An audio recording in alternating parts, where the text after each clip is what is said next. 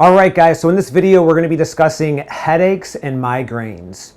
And just to be clear before we get started, this video will not be breaking down cervicogenic headaches or musculoskeletal headaches, which is from tight musculature of the head and the neck. This is going to be breaking down from the inside or internal pathologies. So the vast majority of headaches and migraines have a big liver component, believe it or not. And there's three big root cause reasons on why that's happening. It's from insulin problems, a toxic gut, and hormonal imbalances. And we're going to explain how all of those have a direct connection to the liver. So we're going to start with insulin first. So whenever blood sugar is dysregulated, we're going to slowly have a buildup of a fatty liver or a clogged liver. And remember, the liver is responsible for circulating the blood. So once it becomes clogged, what happens within the brain is the brain now has to vasodilate the blood vessels to get proper amount of blood and oxygen. And when we have different pressures throughout the body, vasodilation more in the top and vasoconstriction throughout the lower half, we have these headache and migraine patterns. Also, when we go through hyper and hypoglycemic states, especially when we go through hypoglycemic states, stress hormone is very commonly released. And when we have stress hormone released, we have adrenaline and cortisol and more insulin released. And again, that's another big reason why we have this vasodilation within the brain area. So we want to make sure that our blood sugar levels are regulated. We're checking our hemoglobin A1C, our fasting glucose, our fasting insulin. Very important to get those markers tested annually, especially if you have migraines. For two, we have the toxic gut. So remember, we have the brain-gut axis, and one of the main nerves that's connected there is the trigeminal nerve. So if there's a lot of irritation or inflammation, the trigeminal nerve can get irritated, and that nerve is responsible pretty much for everywhere in the front of the head and the face.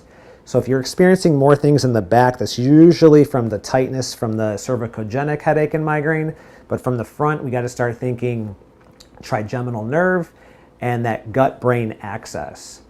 But there's two components here. The first is food sensitivities. So if we start to eat a lot of foods that we're not responding well to, there's inflammation and especially histamine buildup. Histamine will always start to deplete our B6 and our zinc. So once we start to get depleted there, these two are very responsible for getting rid of excess estrogen. So now we have estrogen dominance, which is also another really big reason for headaches and migraines. But the other component to it is a leaky gut syndrome. So in our small intestine, we have these tight junctions where we absorb our food, and then all of the chemicals and the foreign molecules that are too big, they don't get through and they go throughout our bowel movements. But when we have a lot of irritation, we start to have more permeability here and a leaky gut syndrome. And now these chemicals and foreign bodies get through. We absorb them through the liver. And especially if we already have a fatty liver or a clogged liver, now these chemicals are circulating throughout our bloodstream and they can get to the brain area and again causing the headache and the migraine. So we want to make sure that we're cleaning up our diet because our food and the toxic gut has a direct connection to the liver, which can be what's causing your headache and your migraine. And last but not least, we've already touched on it, is hormonal imbalances. So remember, usually women or females, they are more prone to migraines because they have more estrogen. But this is only really dangerous when you have estrogen dominance. And remember, a clogged liver creates a lot of hormone conversion problems.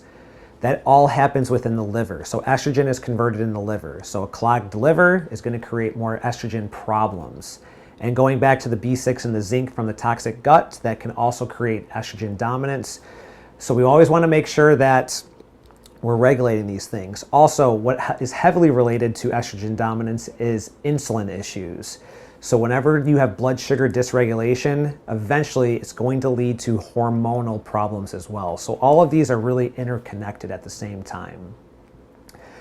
We do have a fourth and a fifth bonus one. So our fourth is anemia. So you want to make sure that you're getting your iron panel done annually. So if there's problems with B6, B9, B12, iron deficiency, again, iron is how we carry oxygen to the brain. So if we're not getting adequate amounts of it, our brain is now, again, going to vasodilate the blood vessels, which can help, or which will create the migraine. Also, to sidetrack from there, if you have parasites, remember, parasites feed off iron. So you may have a parasite infection. So going after that will help the anemia, therefore helping the headache and the migraine. And last but not least is chronic viral infections. So this could be Epstein-Barr virus, mono. Foods that are high in arginine can also irritate viral infections. So that's nuts, seeds, dairy, gluten, that field of arginine there. So what's really important to wrap things up is you want to regulate all these and you want to test all of these. You can get your blood sugar panel, you can get your iron panel. There is ways to test for gut health, especially on a general CBC CMP. Not a lot of people know how to read these, so if you guys need any help on lab markers or help with treating headaches and migraines, reach out to us and we'd be happy to help.